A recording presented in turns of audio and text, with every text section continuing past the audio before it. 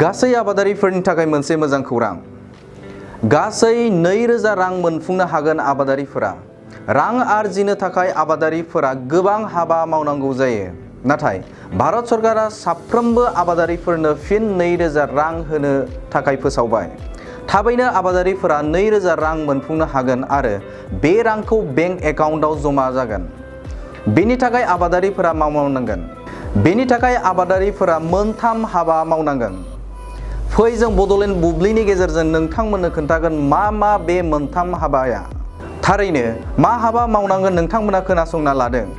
फैगौ सेप्तेम्बर दाननि गेजेरावनो हाबगोन सरकारनिफ्राय गासै 2000 रां। बे रांखौ PM किसान मावबिथांखिनि गेजेरजों होनाय जागोन।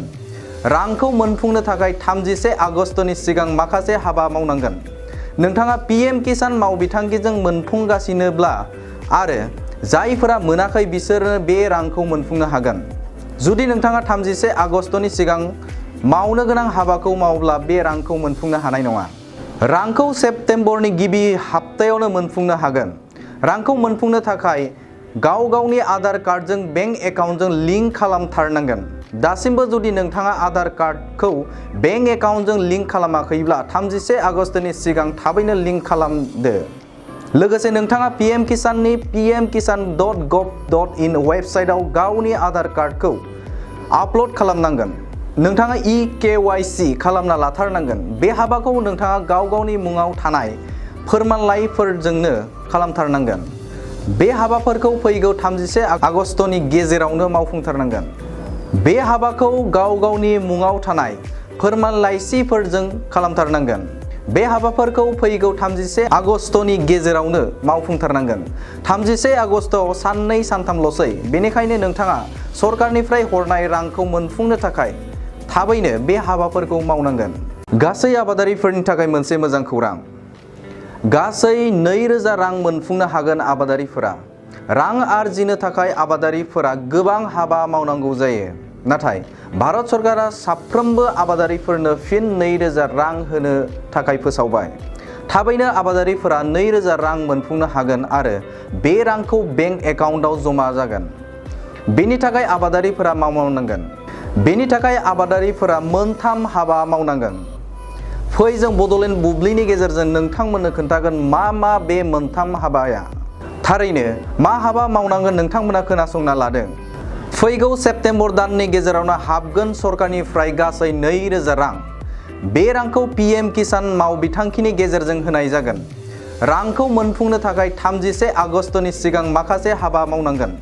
नोंथाङा PM किसान मावबिथांखिजों मोनफुंगासिनोब्ला आरो जायफोरा मोनाखै बिसोरो बे रांखौ मोनफुंनो हागोन।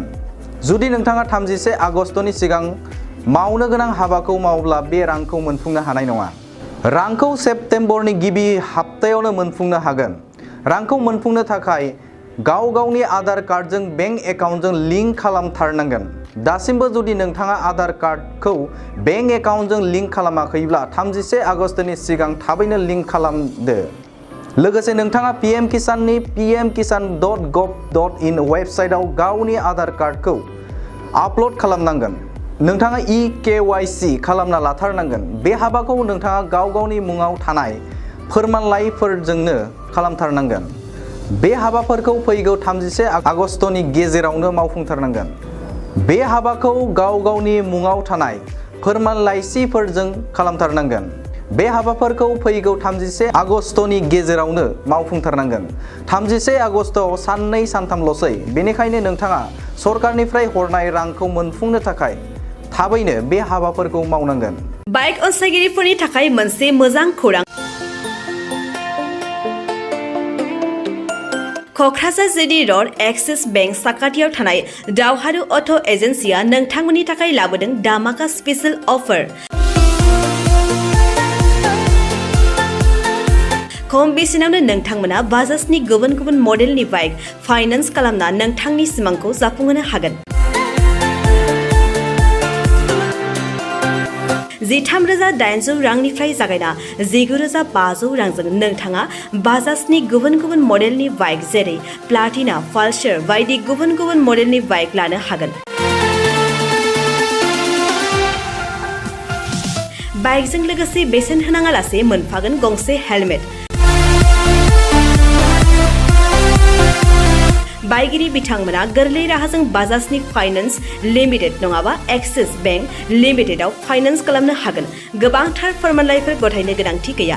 खालि फट' गांसे, पेन कार्ड, आधार कार्ड, भटार आइडि आरो सोलिबाय थानाय मोब्लिबनि बिल होयोब्लानो बे सुबिदाखौ लानो हागोन। गोबां मिथिनो थाखाय 8473883986 03661270550 9957644326 आव फन खालाम।